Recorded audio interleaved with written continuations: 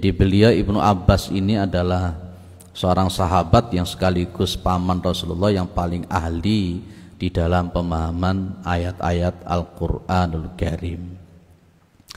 Makna yang terpenting dalam kalimat tobakon an tobak itu adalah ay latar kabunna halan an halin wa huwa yani annal ahwala tataghayyaru fayashmilu ahwalaz zamani wa ahwalal makani wa ahwalal abdani wa ahwalal qulubi.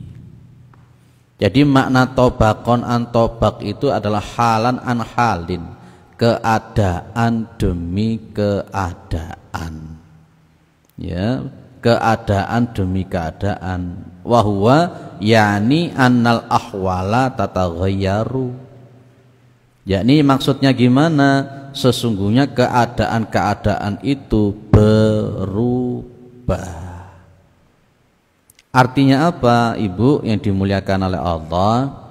Setiap orang itu pasti dia akan mengalami perubahan-perubahan yang ada pada dirinya, dan itu menjadi sebuah keharusan. Di sini perubahan keadaan yang apa? Kita bahas yang 4 nanti, Ibu. Yang pertama ahwalaz zaman atau ahwaluz zaman, ya, perubahan-perubahan keadaan yang ada hubungannya dengan waktu. Yang kedua wa ahwalul makani, perubahan-perubahan keadaan yang ada hubungannya dengan tempat. Yang ketiga wa ahwalul abdani, perubahan keadaan-keadaan yang ada hubungannya dengan fisik. Dan yang keempat adalah ahwalul qulubi, ya, perubahan-perubahan keadaan yang ada hubungannya dengan masalah hati. Ini pas pada tanggal 2 Januari 2023 kita membahas tentang perubahan-perubahan semacam ini.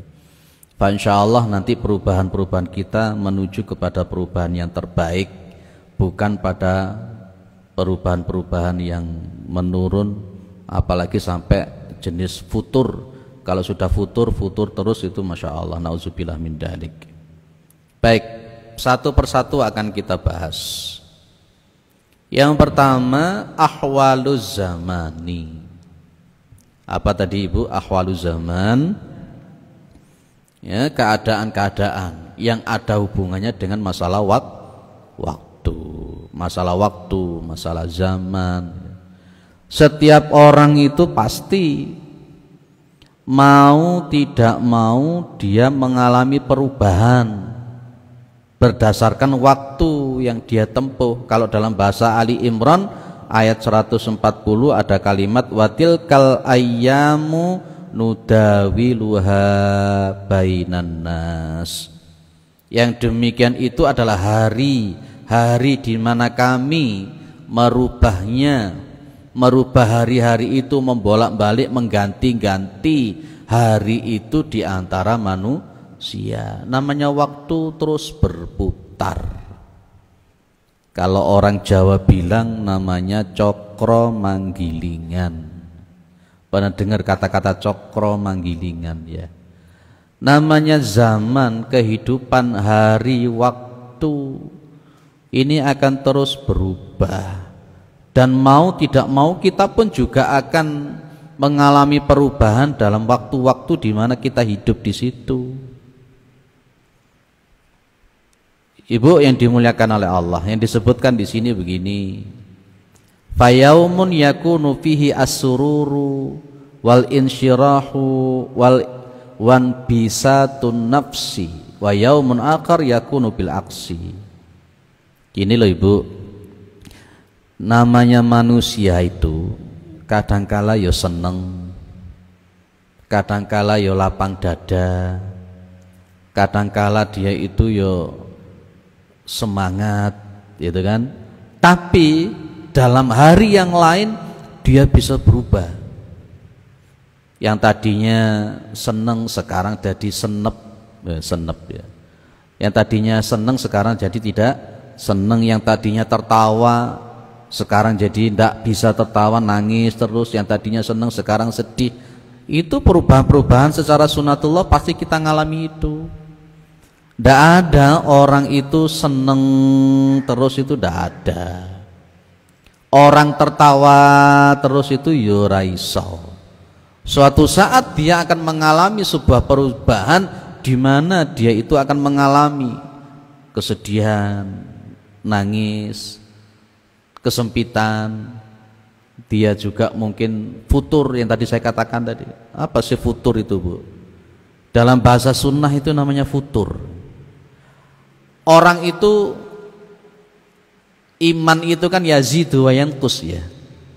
Kalau untuk orang-orang beriman itu seharusnya memang yazdad, tambah itu iman. Kalau untuk setan itu fayangkus, setan itu imannya turun terus. Tapi kalau malaikat itu naik terus imannya. Sementara kita ini yazidu wa yanqus. Namanya futur itu, Ibu. Ya dah, ada orang itu rajin sholat, rajin ibadah, rajin baca Al-Qur'an.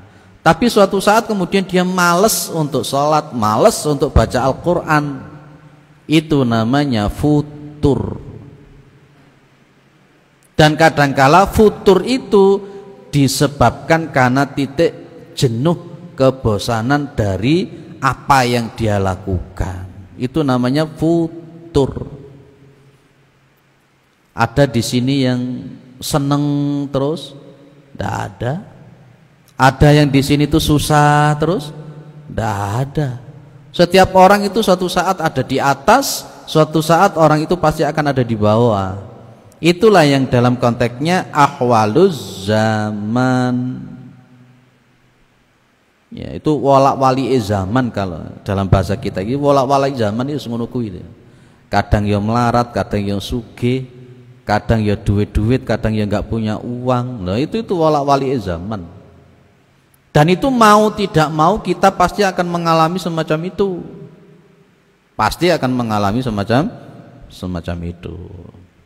Ibu yang dimuliakan oleh Allah, berkenaan dengan ahwaluz zaman ini, seorang mukmin itu dia akan selalu memandang apapun yang terjadi pada dirinya berkenaan dengan waktu yang terus berubah, keadaan yang terus berubah.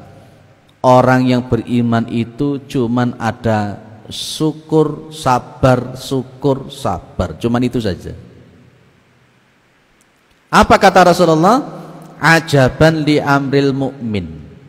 Mengherankan dalam setiap perkaranya orang mukmin. Ya, inna amrohu kullahu lahu khair. Sesungguhnya perkaranya orang mukmin semuanya itu bagi dia baik.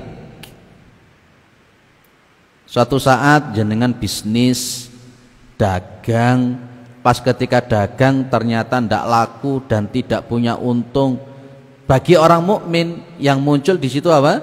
Dia pandang bahwa tidak lakunya dagangan itu merupakan takdir yang sudah ditetapkan oleh Allah, maka dia bisa bersabar. Maka ada hubungannya dengan masalah tahmid. Apa tahmid itu, Bu? Ucapan alhamdulillah. Orang mukmin itu sehari-harinya yang dia munculkan dalam dirinya itu ya alhamdulillah.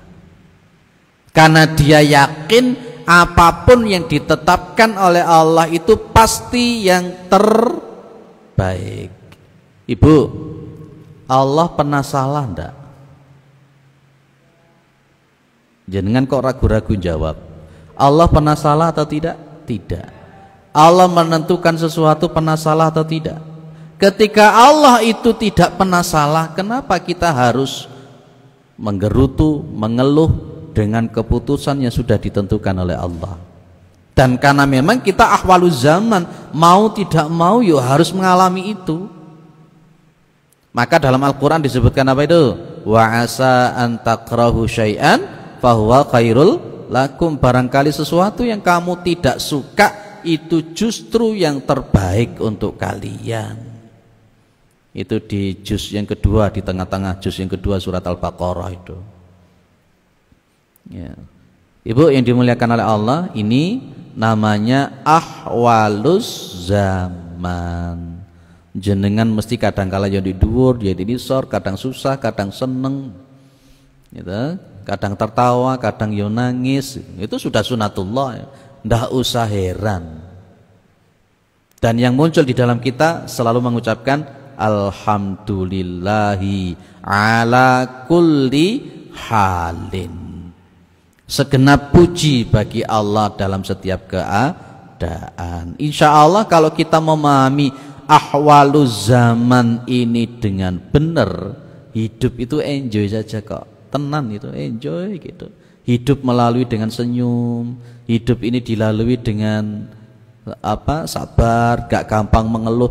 Dulu pernah saya sampaikan, semakin banyak mengeluh itu tanda iman itu berarti semakin jatuh. Semakin banyak orang itu mengeluh itu tanda imannya berarti semakin jatuh ke bawah. Semakin kuat orang itu imannya, dia akan memandang bahwa semua yang diputuskan oleh Allah itulah yang terbaik. Suatu saat Nabi melihat ada seorang wanita lagi nangis di pinggir kuburan. Nangis itu. Dari belakang Nabi bilang, ittaqi wasbiri. Bertakwalah kamu kepada Allah dan bersabarlah. Sang wanita ini tidak ngerti kalau itu Nabi. Dia ngusir Nabi, alaika minni, wis kamu ngalih, pergi. Engkau itu tidak mengalami kesusahan musibah seperti yang saya alami. Akhirnya wanita ini diberitahu oleh Rasulullah oleh sahabat, itu tadi yang ngomong itu tadi adalah Nabi. Maka akhirnya kemudian wanita ini pergi ke rumahnya Nabi, berdiri di pintunya Nabi, minta maaf kepada Nabi. Tidak tahu kalau itu Nabi. Nabi cuma bilang, walillahi ma'a'ta walillahi ma'akhadha. Ya, bagi Allah itu dialah Allah yang memberi dan bagi Allah dialah yang mengambil. Artinya memberitahu kepada wanita itu anaknya dia yang meninggal tadi itu bukan miliknya wanita tadi. Sewaktu-waktu sang anak itu juga akan diambil oleh Allah. Diberitahu sama Nabi, lillahi ma'a'ta, ya Allah itu karena Allah adalah Al-Malik, ya Allah yang ngasih dan sekaligus Allah yang ngambil. Karena memang itu bukan milik kita, sewaktu-waktu diambil oleh Allah. Harta, pangkat, jabatan, umur, usia. Surat Al-Baqarah 155 sampai 156, jenengan bisa melihat di situ. Walanabluwannakum bisyai'im minal khaufi wal ju'i wa naqsim minal amwali wal anfusi wat thamarati wa basyiris sabirin alladzina idza asabathum musibah qalu inna lillahi wa inna ilaihi raji'un. Itu ibu kalau jenengan amati 155 Al-Baqarah itu diawali dengan huruf lam, dikuatkan dengan nun yang ditasdid. Itu menunjukkan sebuah bentuk kepastian. Sebuah bentuk kepastian bahwa Allah itu pasti akan menimpakan, menguji kita itu dengan beberapa hal. Diuji dengan apa? Al-khauf, rasa takut kehilangan, ya, takut kehilangan jabatan, kehilangan uang, kehilangan pangkat, macam-macam, takut. Bahkan mungkin juga takut mati, kan gitu ya. Kemudian wal-ju', Allah itu pasti akan menguji kita dengan yang namanya rasa lapar kayak somangan gitu. Itu ujian dari Allah. Ada orang itu gajinya 1 bulan 150 juta tapi ndak iso mangan apa-apa. Mangan sego gak wani. Ya, itu pun juga ditakar gitu. Karena diabetesnya terlalu tinggi kan itu. Makan ini tidak berani karena kolesterol terlalu tinggi dan macam-macam. Itu kemudian wa naqsim minal amwal, pasti Allah itu akan menguji kita dengan kekurangan harta. Punya uang, uangnya habis, punya perusahaan, perusahaannya bangkrut, punya dagangan, dagangannya nggak laku-laku. Itu sudah jadi ahwalu zaman, ini pasti terjadi, mau ndak mau. Jadi pas ketika jenengan umpamanya jualan, biasanya itu laris, kok ternyata ndak laris, yaitu ahwalu zaman, memang sunatullahnya begitu. Jenengan itu kalau dagang dikai payu laris terus, pasti nanti akan ada masalah. Ya, dikai duit terus satu-satu, pasti ada masalah nanti suatu saat. Kemudian wal anfus, kita itu pasti akan diuji dengan kekurangan jiwa atau nyawa, mati. Kullu nafsin dha'iqatul maut, setiap jiwa itu pasti akan merasakan mati. Kapan? Wallahu a'lam. Dan kemudian wastamarati, kekurangan buah-buahan yang jadi bergerak di bidang pertanian dan sebagainya. Itulah namanya ahwaluz zaman. Wis wali zaman wis ngono kuwi, gak usah heran. Clear Bu? Insya Allah yang ada di sini semuanya adalah orang-orang yang sabar, orang-orang yang istiqomah, meskipun oleh Allah kadang diletakkan di atas, di bawah dan sebagainya, tetap bersabar dan selalu bersyukur setiap keadaan yang diberikan. Makanya tadi saya bilang, orang yang beriman itu dia akan memandang segala perkaranya itulah yang terbaik yang sudah diputuskan oleh Allah, dan tidak gampang grunde, gak gampang mengeluh. Kalau jenengan gampang mengeluh, yaitu iman jenengan itu. Kalau jenengan sabar, syukur dengan keadaan yang ada, itulah iman jenengan itu. Clear? Ahwaluz zaman. Yang kedua namanya ahwalul makani. Ahwalul makan itu Ibu yang dimuliakan oleh Allah adalah keadaan-keadaan yang ada hubungannya dengan masalah tempat. Perubahan-perubahan tempat di mana jenengan tinggal itu akan terus berubah. Kadzalika fil amkinati yanzilu al insanu hadzal yaum manzilan wa fil yaumit tali manzilan akhar wa tsalitsan wa rabi'an ila an tantahiya bihi al manazila fil akhirah wa ma qabla al akhirati wa huwa al kubur. Jadi yang namanya tempat itu, manusia itu pasti dia akan menempati. Hari ini dia akan bertempat di sini, hari ini berikutnya akan bertempat di sini, hari ketiga bertempat di sini dan sebagainya dan sebagainya. Tidak mungkin jenengan itu di Abdullah Permata Jingga terus itu. Dalam waktu yang lain jenengan ada di sini, ada di sini. Tapi saya hanya ingin mengerucut pada konteks yang berkenaan dengan alam yang kita tempati. Saya kembangkan. Kalau di sini beliau lebih menekankan pada konteks alhaakumut takatsur hatta zurtumul maqabir. Bagaimana konteksnya? Begini Ibu.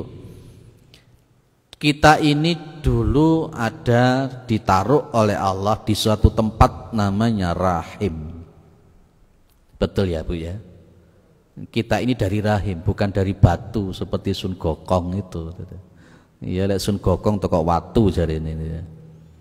Kurang lebih 9 bulan 10 hari. Kurang lebih 9 bulan 10 hari.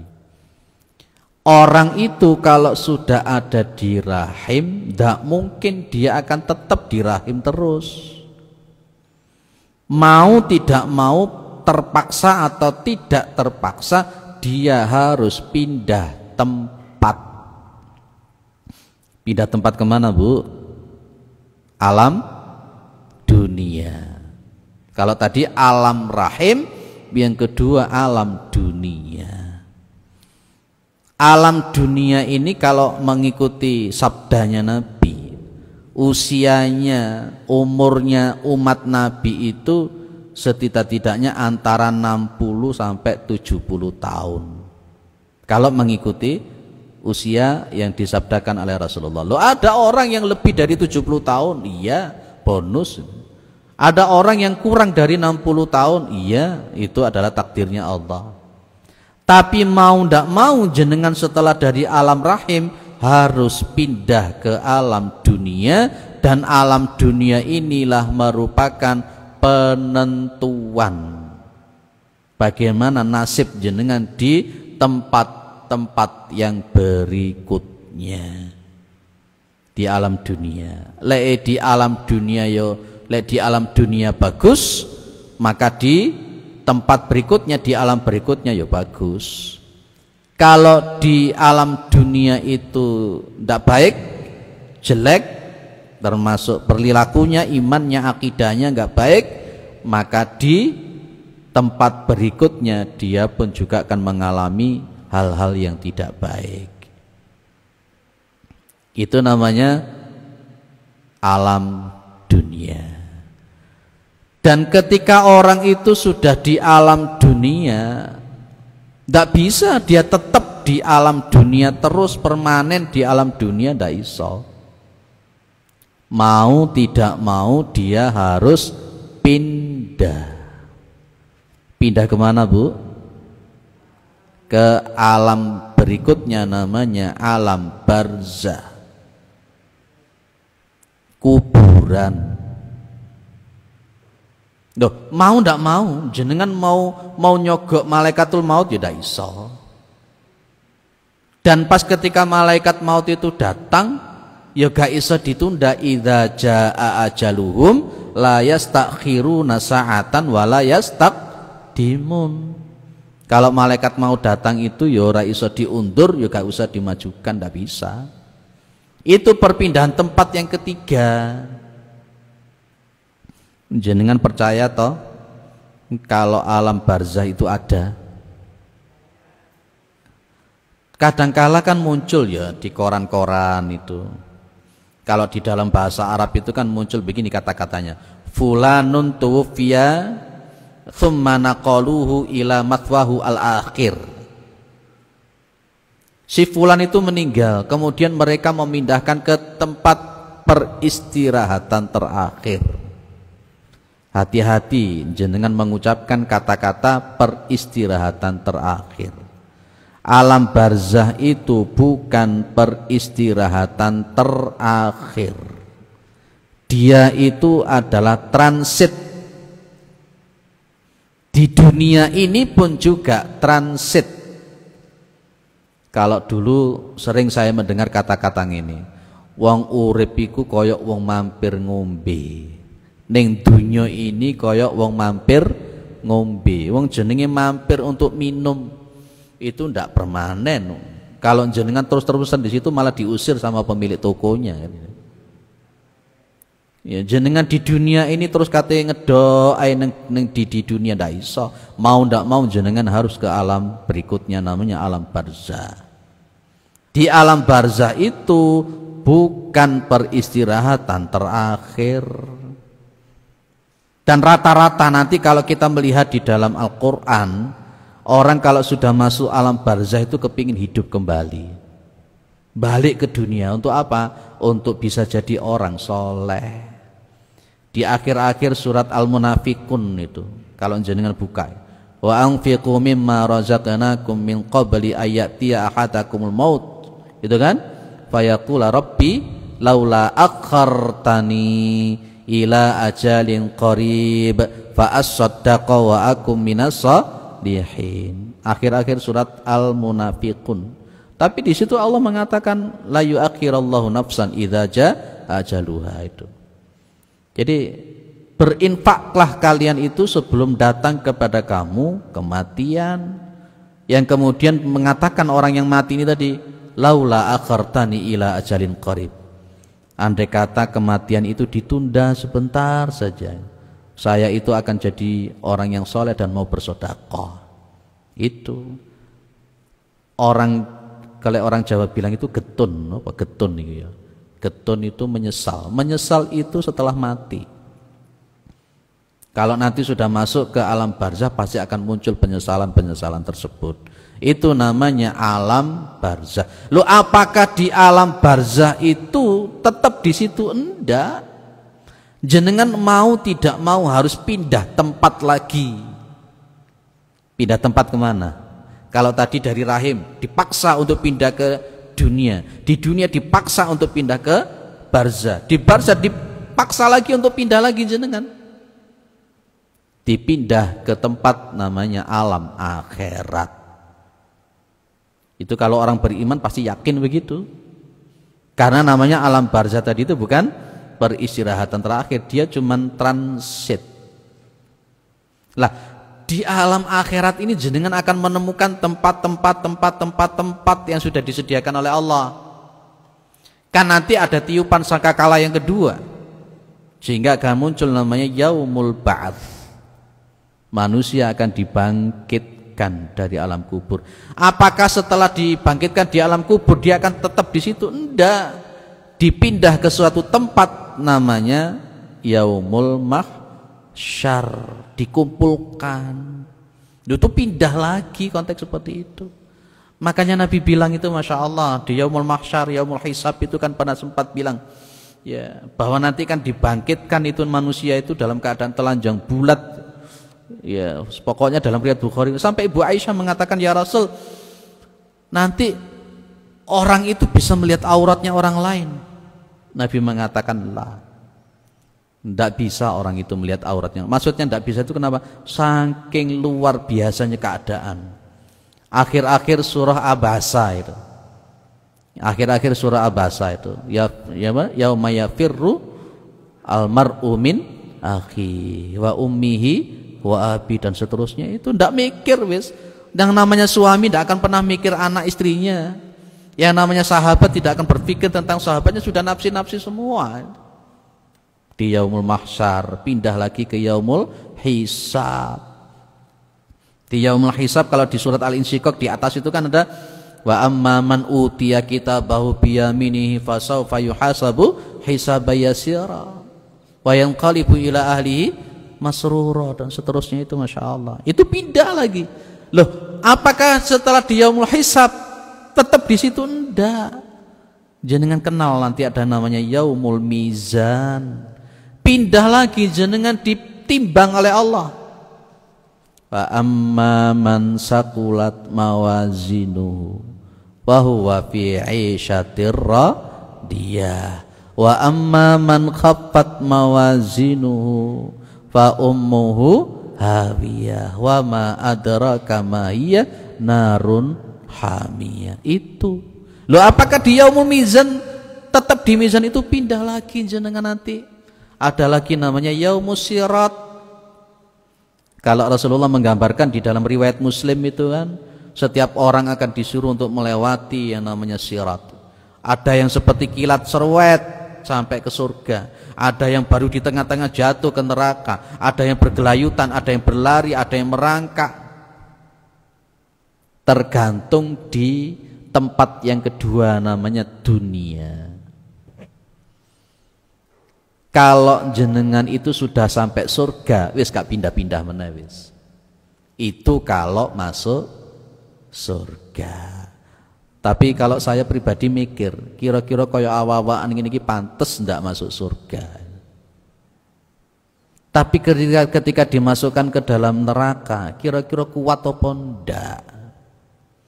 Penuh maksiat yang kita lakukan, penuh dosa yang kita lakukan. Sementara kita ini kadangkala sholat pun juga dalam keadaan tidak benar. Itu namanya ahwalul makan. Pindah terus, pindah sampai nanti jenengan ada di surga atau neraka. Pak, kalau di neraka masih bisa pindah, insya Allah masih bisa pindah kalau dia bertauhid. Di hadis qudsi dalam sebuah kitab namanya Sahih Hadis Qudsi itu kan, itu nanti ada juga orang yang memang ya mungkin maksiat, tapi dia bertauhid, cuman ngaku Tuhan satu tok. Nanti suatu saat oleh Allah dia diambil, dimasukkan ke ma'ul hayat, dan kemudian akhirnya juga dimasukkan ke dalam surga. Orang yang paling terakhir masuk ke dalam surga kalau betul-betul bertauhid, mengaku Tuhan itu cuman satu. Berarti kita ini insya Allah masuk surga. Tapi menjadi penghuni kah, menjadi masuk atau dimasukkan, apa bedanya Bu? Masuk, dimasukkan, dan penghuni atau ahli surga. Memang rata-rata kita itu dimasukkan berarti mampir dhisik. Ya. Di dalam riwayat yang sahih itu, riwayat Bukhari, Allah itu bilang sama Nabi Adam nanti di yaumul qiyamah, akhrij min dzurriyyatika bi'tsan ilan nar.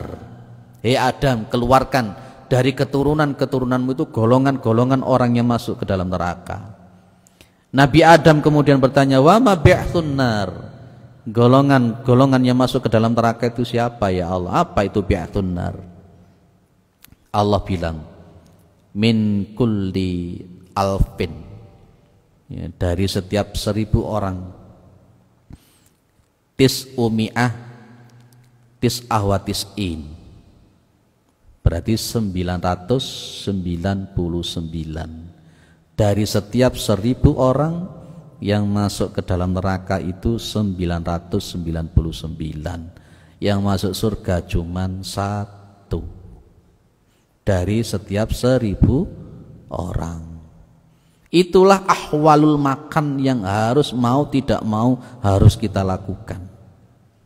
Dan itu ditentukan di alam dunia. Dunia ini cuman kurang lebih 60 sampai 70 tahun. Kalau mengikuti Kanjeng Nabi ya 63 tahun. Ya, kalau mengikuti Kanjeng Nabi 63 tahun. Ya, wis, kalau mengikuti Kanjeng Nabi yang usianya sekarang 63 tahun ya siap-siap gitu.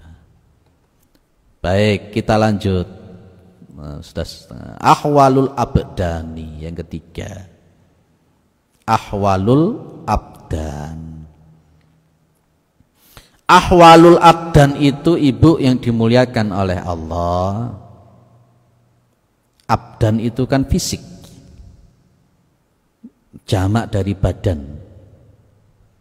Badan itu kan bahasa Arab, tapi kita memahami badan itu ya fisik, itu bahasa Indonesianya. Ahwalul abdan itu berarti keadaan-keadaan yang ada hubungannya dengan masalah fisik atau tubuh. Surat Ar-Rum 54. Allahul ladzi khalaqakum min dha'fin thumma ja'ala min ba'di dha'fin quwwatan thumma ja'ala min ba'di quwwatin dha'fan wa syaibah yakhluqu ma yasha'u wa huwal alimul qadir. Dialah Allah yang menciptakan kamu min dha'fin.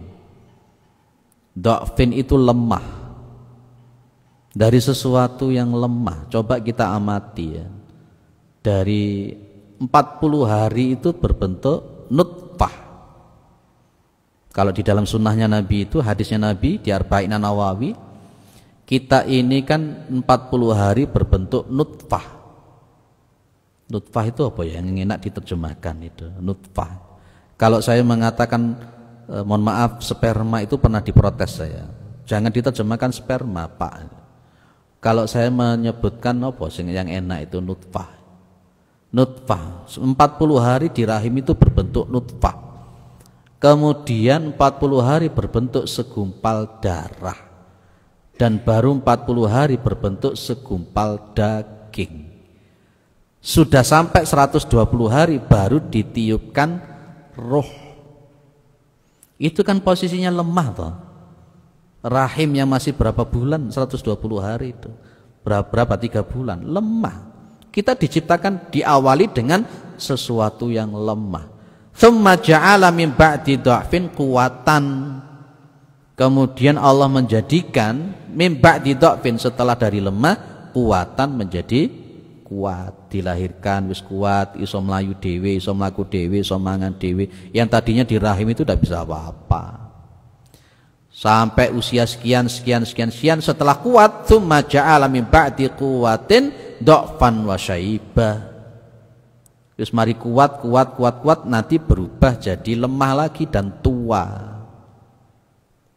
Itu dulu lek maca kalau baca ya awas dah pakai kacamata, akhirnya jadi pakai kacamata. Lo itu sunatullah, namanya ahwalul abdan. Jenengan mau menolak itu ndak iso, ndak bisa.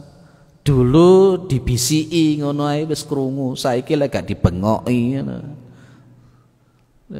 Dulu dikasih tahu dibisiki denger, sekarang kalau ndak diteriaki itu gak denger. Ibu, ahwalul abdan ini sebenarnya adalah tanda rambu-rambu dari Allah. Loh, tanda apa toh? Tanda kalau mau pindah tempat. Nek jenengan pas ngontrak omah ngono kurang 1 minggu wis sing duwe omah wis ngaksi rambu-rambu. Kurang seminggu loh ya gitu.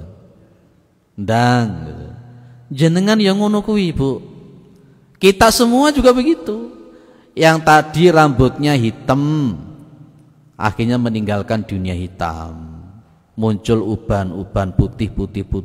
Itu tanda dari Allah. Cobalah mengaca di depan cermin. Oh iya, uban saya semakin banyak. Itu tanda dari Allah. Nanti sampai hatta zurtumul maqabir. Kalau dulu ngangkat 2 kilo, 5 kilo kuat. Sekarang ngangkat 1 kilo, 2 kilo saja sudah tidak kuat.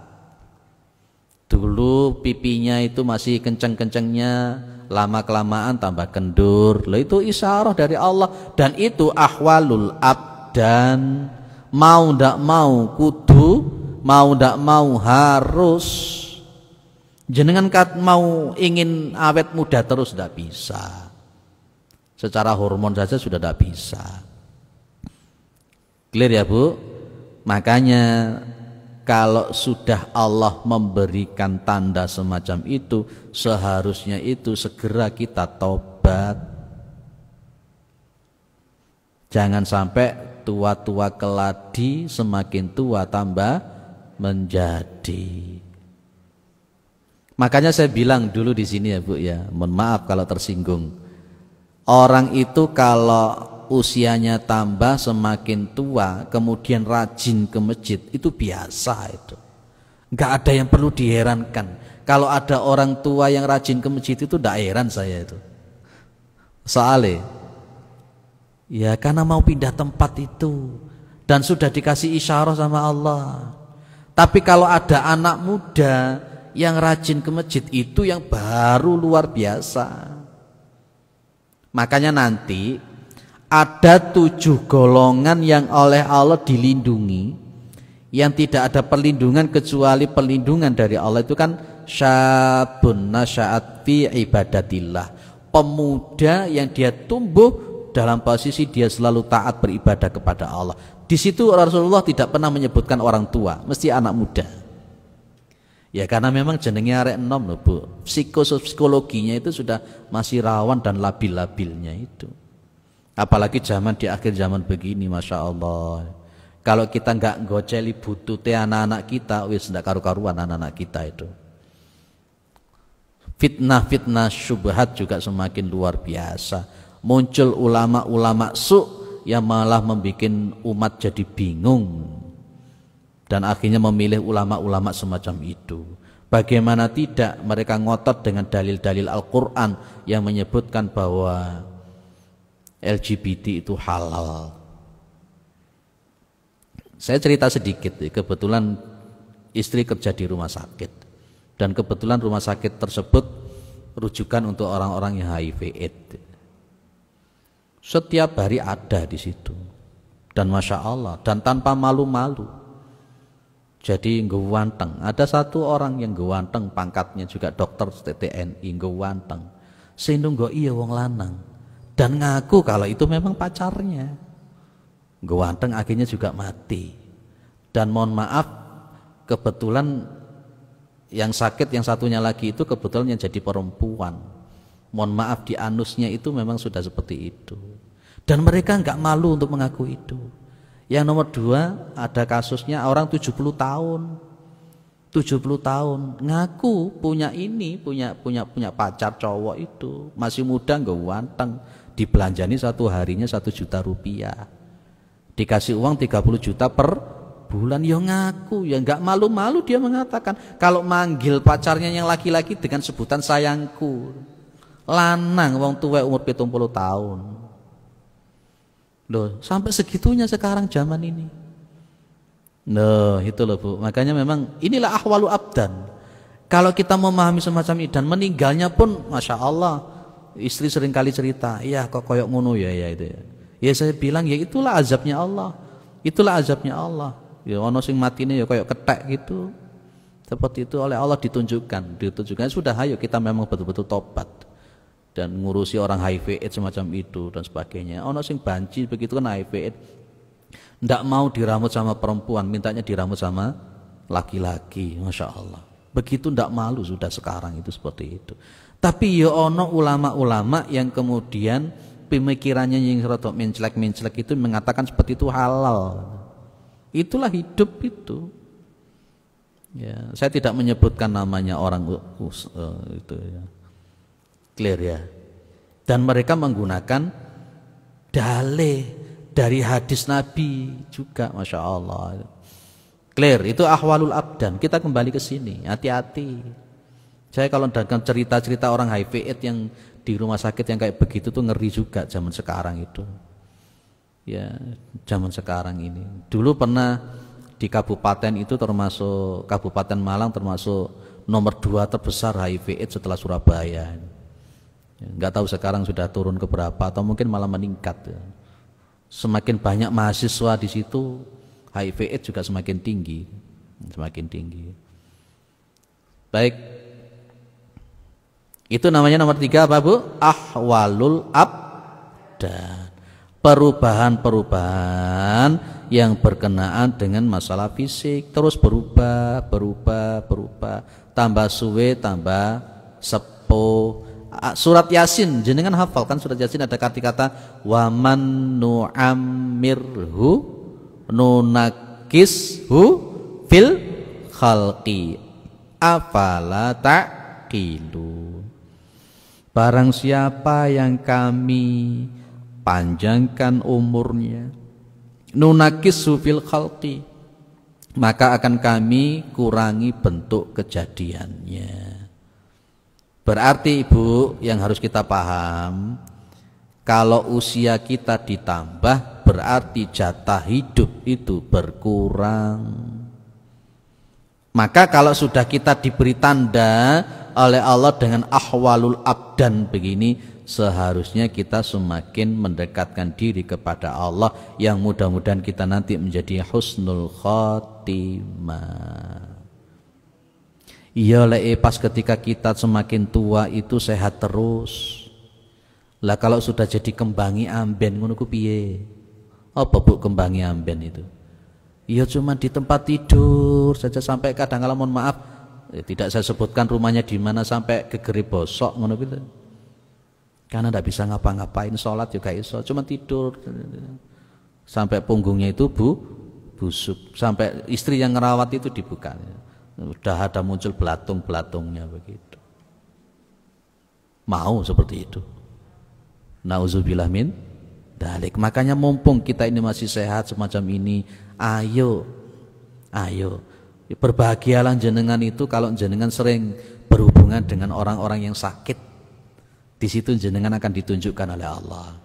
Ditunjukkannya seperti itu, ngerawat orang sakit, bosok, gegere, dikutili, banyak belatungnya diresiki, Masya Allah. Ya, naturasinya yang turun terus dikasih oksigen yang sudah usianya tua. Itu ahwalul abdan. Sampai ada orang itu harus untuk bernafas saja butuh tabung oksigen berapa itu. Kalau umpamanya satu hari dia harus beli satu oksigen tabung besar yang harganya katakanlah 250, kalau satu hari dia butuh 2-3 tabung, sudah 750 hanya untuk bernafas tok itu. Sementara jenengan sekarang ini bernafas tidak pernah ditagih uang sama Allah Subhanahu wa taala. Gratis total. Terakhir, setelah ini kita dialog ya, insyaallah. Mudah-mudahan pencerahan semacam ini kita semakin berubah di tahun 2023 ini dan seterusnya, berubah sehingga kita menjadi orang-orang yang husnul khatimah. Yang nomor 4 terakhir namanya ahwalul qulubi. Qulub itu jamak dari qalbun. Qalbun itu artinya kalau secara tekstual itu ya jantung, tapi yang dimaksud di sini adalah hati. Ala fil jasadi mudghatan itu. Wa idza saluhat jasadul kullu wa idza fasadat jasadul kullu ala wayal qalbu itu hati. Maksudnya apa ahwalul qulub? Bahwa setiap orang itu pasti akan mengalami perubahan keadaan yang ada hubungannya dengan masalah hati.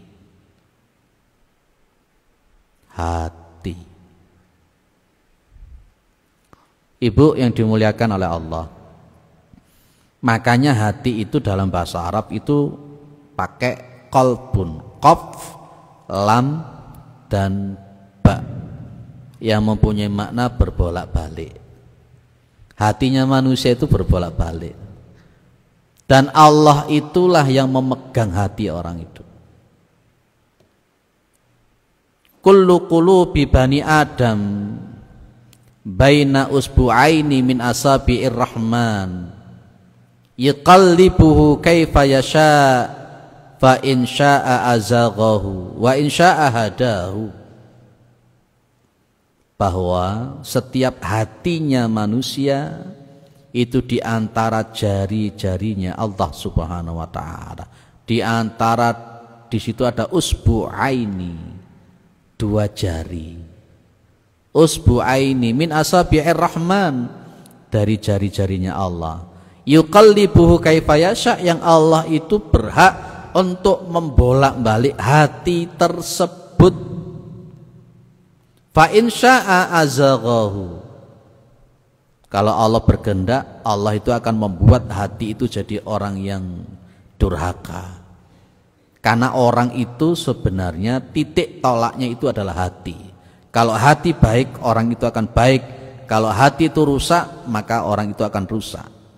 Wa in syaa'a hadahu, dan kalau Allah berkehendak, ya Allah akan memberikan petunjuk. Namanya orang, Bu, ya, namanya orang. Pagi bisa tempe, siang bisa soto. Bener ya Bu ya? Ya, siangnya soto, nanti maghrib bisa jadi rawon. Itu manusia, hatinya manusia itu begitu. Dan itulah yang digambarkan oleh Rasulullah Muhammad SAW. Nanti di akhir zaman itu ada orang yang wa kana rajulun yusbihu mu'minan wa yumsi kafiran wa yumsi mu'minan wa yusbihu kafiran. Ada orang paginya mukmin, sorenya kafir. Ada orang sorenya mukmin, paginya kafir. Itulah hati. Maka doa yang selalu dibaca oleh Nabi Muhammad SAW dan jenengan hafal itu apa? Allahumma ya muqallibal qulub tsabbit qalbi ala dinik. Itu doa yang selalu dibaca Nabi. Dulu kan pernah saya bilang, tanya kepada jenengan, jenengan punya jaminan enggak hati jenengan tetap beriman nanti sampai nanti malam? Enggak ada jaminan tak? Sampai nanti jam 12 malam jenengan tetap beriman, bisa jamin? Belum. Di akhir zaman itu akan semakin banyak, mohon maaf, orang-orang yang murtad juga semakin banyak kan? Ya. Mudah-mudahan kita tidak termasuk. Hati kita itu bisa nyantol kemana-mana. Ada orang itu kadung seneng begitu, kadung cinta begitu, sampai ketika meskipun yang dicintai salah tetap dibelani, ya itulah hati. Gombloh pernah bilang ya, kalau orang jatuh cinta itu apa? Oh jenengan hafal ya. Ya, Gombloh sampai bilang seperti itu. Ada model.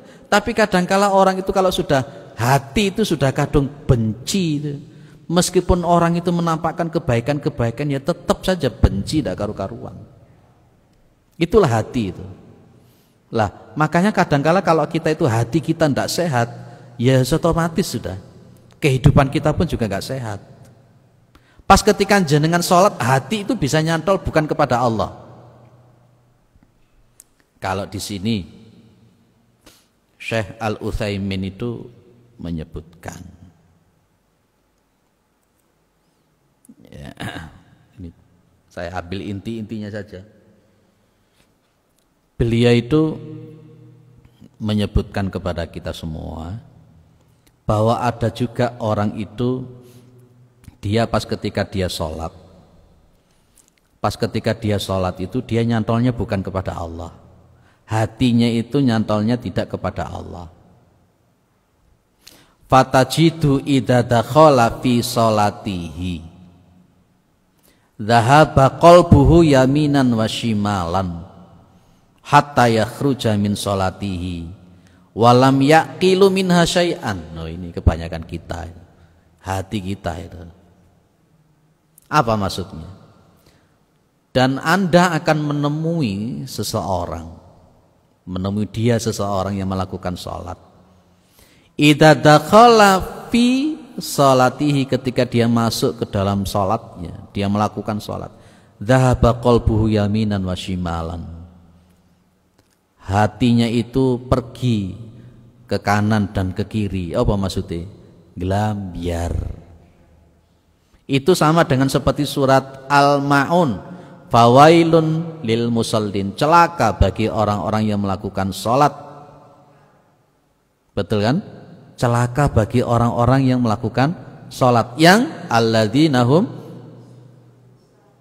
oh, lali sampean, alladzina hum an sholatihim sahun.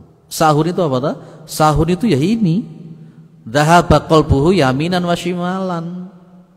Atine nang kanan nang kiri, gelambiar kemana-mana. Seharusnya pas ketika sholat ati itu nyantol kepada Allah, tapi ternyata pas ketika sholat ati nyantol nang kini, nyantol nang situ, nyantol nang sama, gelambiar dak karu-karuan. Itulah namanya sahun, dan orang semacam itu celaka. Walam yakil minha syai'an, dan dia sama sekali tidak berakal berpikir tentang konteks sesuatu apapun ketika dia dalam melakukan sholat. Maka dulu pernah saya mengatakan, la taqrabus sholata wa antum sukara. Jangan kamu mendekati sholat sementara kamu dalam posisi mabuk. Memang kita tidak mabuk, tidak meminum minuman keras, tapi seringkali kondisi sholat kita itu seperti orang mabuk. Orang mabuk itu tidak ngerti apa yang dia ucapkan, bahkan tidak mengerti apa yang dia lakukan. Kita seringkali sholatnya sambil mabuk begitu. Maka Rasulullah menyebut, innahu laisalaka min sholatika illa ma'aqalta minha. Sesungguhnya kamu tidak mendapatkan apapun dari sholatmu illa ma'aqalta minha. Maksudnya piye Bu hadisnya ini? Dalam sholat, ketika jenengan sholat iling sama Allah itu berapa persentasenya? Ya persentase itulah yang jenengan dapat sesuatu dari Allah. Kalau umpamanya kita hitung 100% sholat itu, kita yang eling sama Allah cuma 1%, ya 1% itu pahala kita itu. Itulah hati, ajaibnya hati itu seperti itu, nyantol ke dunia, nyantol ke sini, nyantol kemana. Kadangkala kita itu goleki kunci gak ketemu-ketemu, begitu sholat eling namanya kunci. Ya, yang tadinya nggak ingat apa-apa, begitu sholat masuk semuanya masuk kita ingat, masya Allah. Itu namanya ahwalul qulub. Maka doanya Nabi apa? Berkenaan dengan ahwalul qulub tadi, Allahumma ya muqallibal qulub tsabbit qalbi ala dinik. Clear ya Bu? 4. Apa tadi 4 tadi? Ahwalul zaman, ahwalul makan, ahwalul abdan, ahwalul qulub. Dan yang paling besar itu yang nomor 4 ini, hati. Hati itu Masya Allah, mudah-mudahan hati kita selalu dijaga oleh Allah Subhanahu wa ta'ala.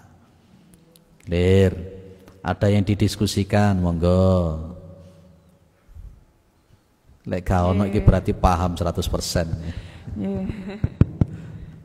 Ya, terima kasih Ustadz, Masya Allah ilmunya. Jadi kita diberikan ilmu yang baru kita sadari mungkin ya ibu-ibu tentang 4 perubahan keadaan kita. Monggo disambung dengan tanya jawab.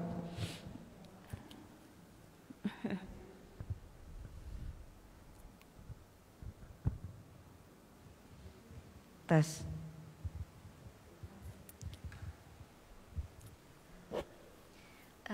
Saya mau menanyakan tentang sholat ini ya Ustadz.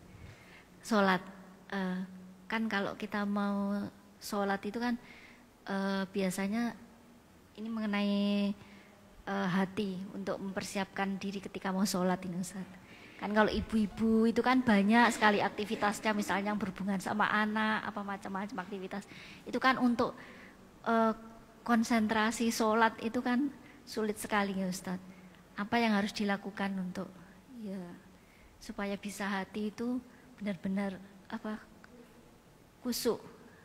Oh, intinya sholatnya biar khusyuk itu apalagi ya kalau intinya. Wanita ya. itu kan banyak yang mengatakan kalau wanita itu kan biasanya bisa melakukan aktivitas itu dalam beberapa aktivitas dalam satu kali. Jadi biasanya itu kalau saya itu sholat itu susah karena anak-anak kan masih kecil-kecil gitu biasanya ada anak kecil.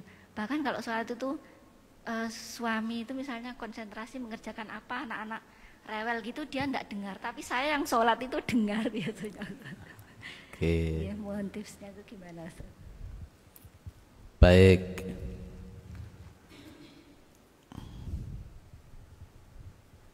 Bagaimana sih sebenarnya apa yang perlu kita lakukan supaya sholat kita itu khusyuk?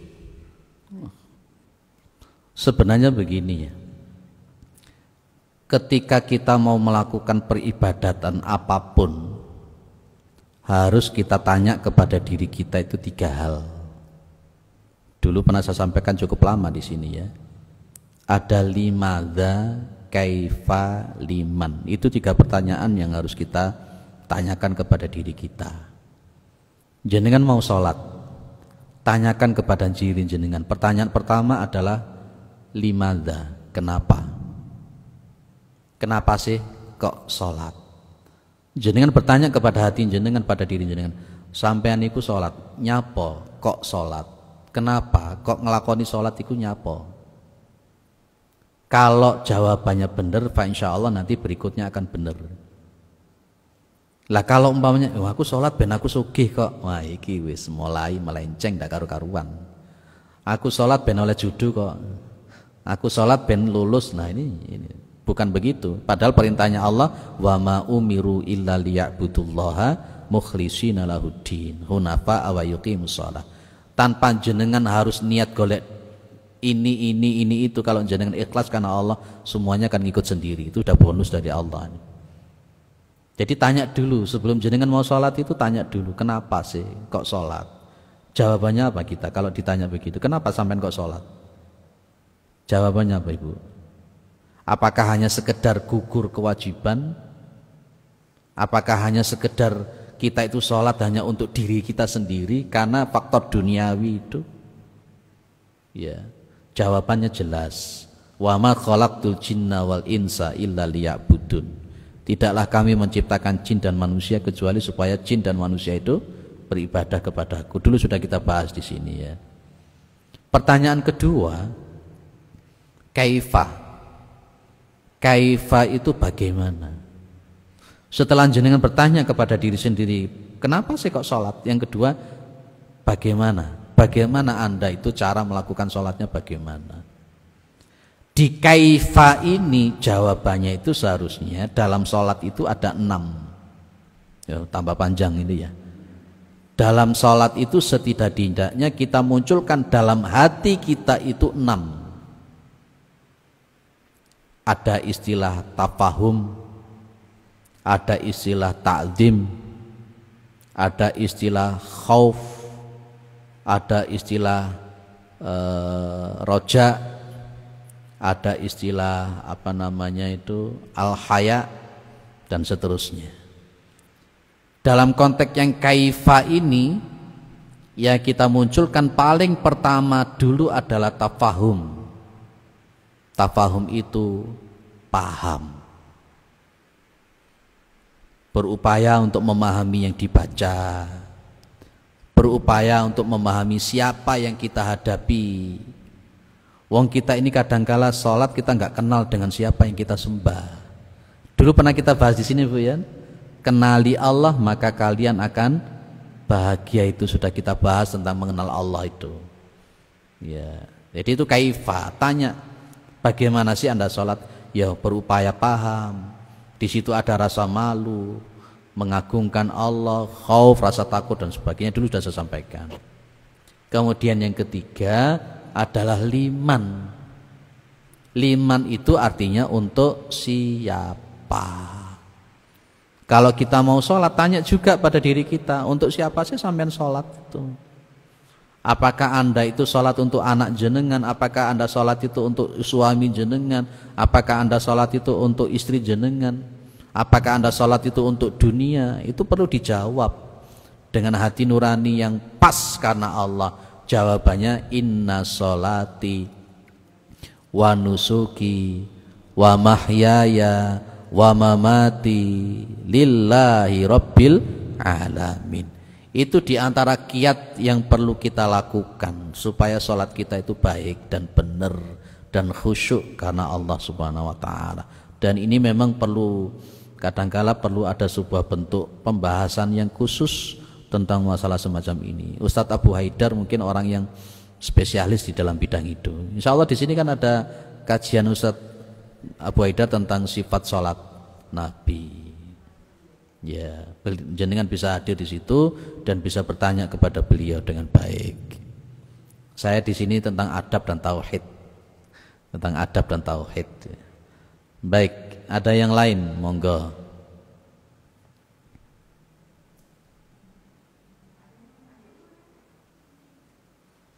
Masya Allah.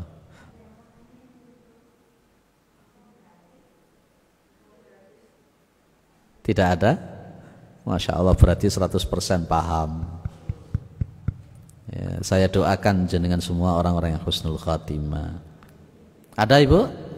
Tidak ada ya? Saya lanjutkan, kalau memang tidak ada sedikit. Masih jam 5 lebih 5 menit. Adzannya itu jam 6 kurang. Ya, adzannya jam 6 kurang.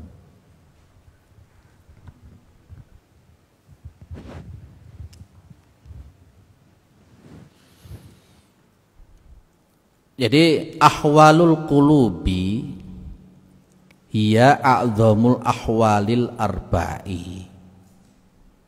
Dan keadaan-keadaan yang berkenaan dengan masalah hati itu adalah hiya a'zamul ahwalil arba'i. Itu dia adalah keadaan-keadaan yang paling agung dari keadaan-keadaan yang empat. Walihadza yajibu alaina jami'an wa aqulu hu li nafsi qablakum an nuraji'a qulubana kulla sa'atin kulla lahdhatin. Karena memang konteksnya masalah keadaan ahwalul qulub itu merupakan perkara yang paling besar dari sekian keadaan-keadaan yang empat tadi itu, maka wajib untuk kita, ya, yajibu alaina jami'an, wajib untuk kita semuanya. Untuk apa? An-nuraji'a qulubana. Kata-kata roja'a itu kan kembali itu. Maksudnya an-nuraji'a qulubana itu artinya kita selalu melihat, mengintrospeksi, mendeteksi hati kita setiap saat, setiap detik. Ibu, saya tidak bermaksud apa-apa. Yang viral hari ini sampai hari ini, mohon maaf ini ya, seorang menantu selingkuh dengan mertua kemarin, sampai digerebek sama warga. Sang menantu dengan mertua melakukan zina. Itu tempatnya apa? Itu gantungnya di mana? Hati.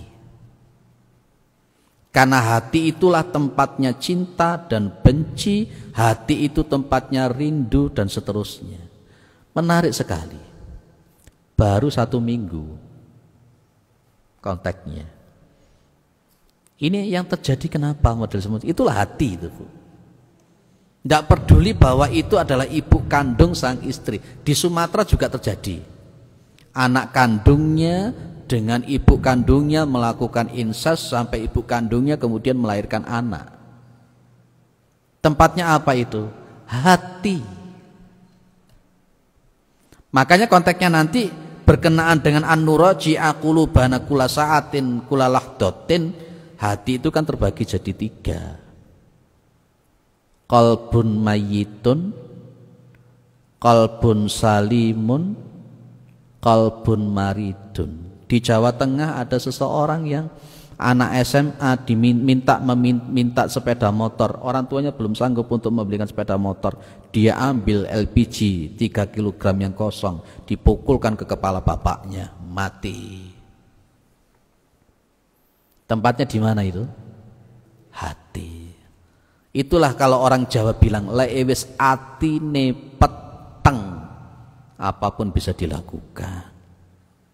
Tidak peduli itu mertuanya sendiri, tidak peduli itu ibu kandungnya sendiri. Dan akhirnya kemudian ibunya juga bingung, anak yang dilahirkan itu mau manggil apa? Mau dipanggil anak, wong itu anake berarti putu. Mau dipanggil cucu, wong dilahirkan dari rahimnya dia. Itulah hati. Maka ada kewajiban buat kita, karena memang ini ya a'dzamul ahwali arba'.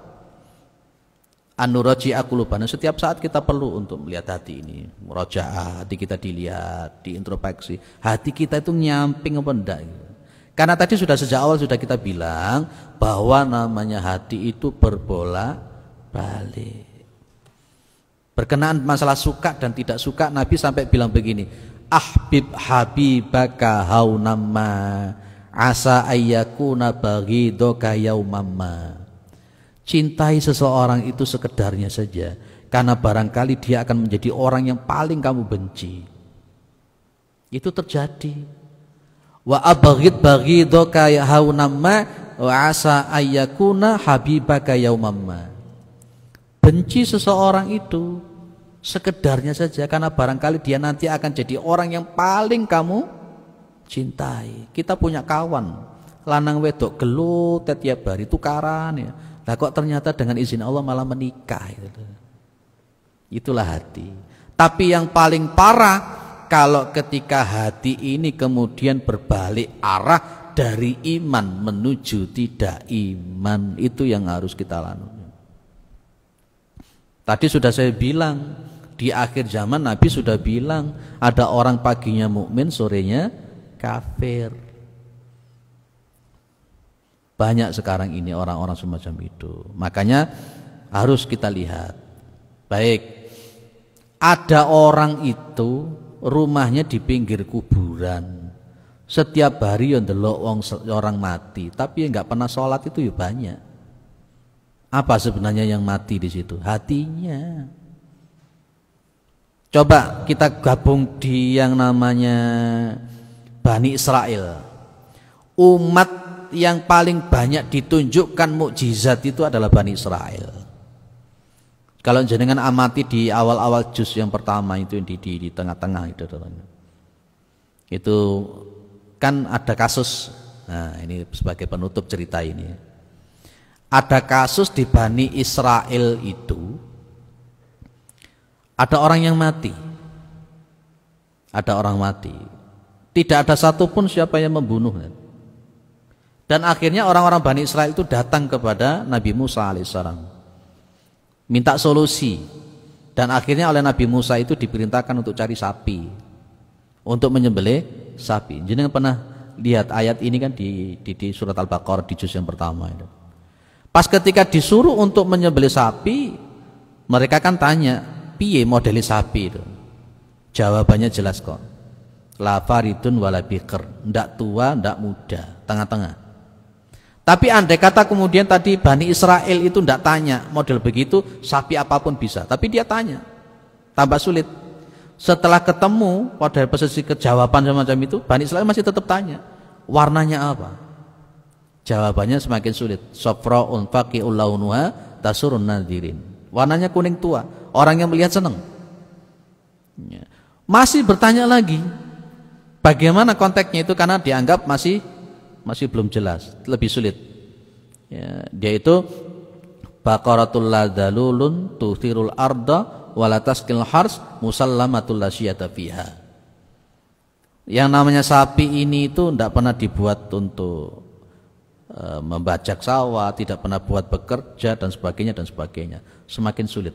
Endingnya disembelih, potongan dari sapi itu dipukulkan kepada orang yang mati hidup dan bisa bicara. Diperlihatkan orang yang mati hidup bisa ngomong. Bani Israel tidak tambah tobat, tambah duablek. Itu yang kita sebut dengan qalbun mayyit, hati yang sudah mati. Padahal sebelum-sebelumnya itu Bani Israel ini pun juga sudah ditunjukkan, namanya laut dipukulkan tongkat terbelah muncul jalan, ya toh? Kemudian pas ketika Bani Israel itu jalan ditutupi oleh awan dan bahkan diturunkan makanan dari langit, namanya manna was salwa. Namanya batu dipukul pakai tongkat keluar 12 sumber dan seterusnya, tidak tambah baik mereka. Itu namanya qalbun mayyit. Dan orang yang qalbun mayyit inilah yang disebut oleh Rasulullah dengan qalbul qasi, yang jauh dari Allah Subhanahu wa taala. Lek bahasa kita itu lek qalbun wis mati, wis keras itu dicelup yo ora jemek, dipepe gak garing. Masa diceramai bendino yo ora tobat-tobat. Bendino ndelok wong mati yo ora salat-salat. Loh itu loh. Bendino lihat Al-Qur'an yo enggak jalan-jalan amal solehnya. Rajin melakukan taklim semacam ini ya enggak berubah-berubah sikapnya. Hati-hati, itu tanda hati sudah mulai keras. Ya kayak tadi itu ndak peduli mertuanya dewe dipangan. Dan akhirnya nanti kalau konteksnya kalau jadi pejabat umpamanya aspal ya doyan. Le aspal doyan ya enggak peduli itu punyanya rakyat atau apa, dipangan sepenting kaya.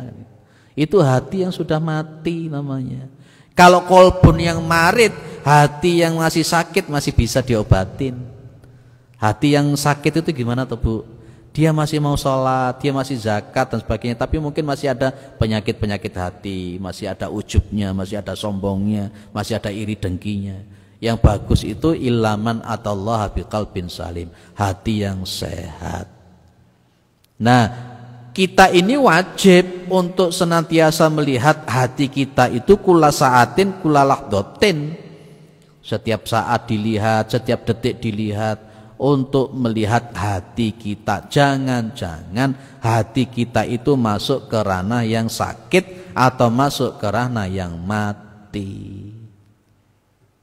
Tidak peduli sudah. Kayak tadi itu yang saya ceritakan usia 70, wis umure 70 yang LGBT tadi itu loh. Ya enggak nyadar, dia juga tahu kalau dia kena penyakit HIV/AIDS itu dia paham. Dan dia pasti akan mati, dia paham dia akan mati. Ya sih gak tobat. Itulah termasuk kolbun mayit. Yang satunya lagi yang tentara, yang TNI ini yang kena HIV tadi itu nangis sebelum dia meninggal tuh, nangis terus tiap hari nangis terus. Dia nyesel tau. Istrinya meninggalkan dia, anaknya meninggalkan dia, istrinya menggugat cerai dan ditinggalkan demikian rupa. Di tempat tidur tidak ada satupun yang mau menjenguk kecuali cuma suster-suster perawat. Nangis dia. Sampai istri bilang, tanya sama dia, "Pak, sampean itu lho wis dipangkat, duite yo akeh, yo dokter, bojone sampean yo ayu, kok nglakoni ngene nyapo?" Digitukan sama istri, tambah nangis tambah. Itu karena memang hati ini sudah mulai itu. Beda dengan usianya yang 70 tahun tadi itu. Tambah sumbar iki lho bojoku iki lanang iki tak bayari sedina sak juta. Duitnya maru entek piye bayari apa mari ngono. Nah, lah termasuk yang laki-laki yang nunggoi usia yang 70 tahun ini sing dadi wedoke mau ya Masya Allah karena hati sudah mati ya seneng enjoy ngerawat dan paham kalau sang kakek 70 tahun tadi itu kena HIV itu. Itulah hati, Bu. Hati-hati berkenaan dengan masalah hati. Ayo disehatkan hati kita. Untuk menyehatkan hati kita itu diantaranya 5 hal kan? Yang Opik sudah menyanyikan itu. Tombok hati ono 5 itu. Insya Allah. Mudah-mudahan bermanfaat. Saya kira cukup ya Bu ya. Cukup. Mudah-mudahan husnul khatimah. Mudah-mudahan kita masuk dalam surganya Allah. Mudah-mudahan usia kita ini usia yang barokah, yang berkah, yang istiqomah. Mudah-mudahan anak-anak kita pun juga anak-anak yang saleh dan salihah. Dan mudah-mudahan keluarga kita pun juga keluarga yang sakinah, mawaddah, warahmah. Dan mudah-mudahan kita bisa masuk surga, surga yang tertinggi, surga Firdaus, mendapatkan syafaat dari Rasulullah Muhammad sallallahu alaihi wasallam. Kita masuk surga bersama-sama, kita masuk surga bersama dengan keluarga kita, anak-anak kita, istri suami kita, dan kita bertemu dengan Rasulullah Muhammad sallallahu alaihi wasallam. Amin. Saya tutup. Kurang lebihnya mohon maaf. Subhanakallahumma wa bihamdika asyhadu an la ilaha illa anta astaghfiruka wa atubu ilaik. Assalamualaikum warahmatullahi wabarakatuh. Alhamdulillah, jazakallahu khairan Ustadz, matur nuwun atas ilmu yang sudah disampaikan kepada kami. Kita tutup kajian kita sore hari ini ya Ibu-ibu. Billahi taufiq wal hidayah. Wassalamualaikum warahmatullahi wabarakatuh.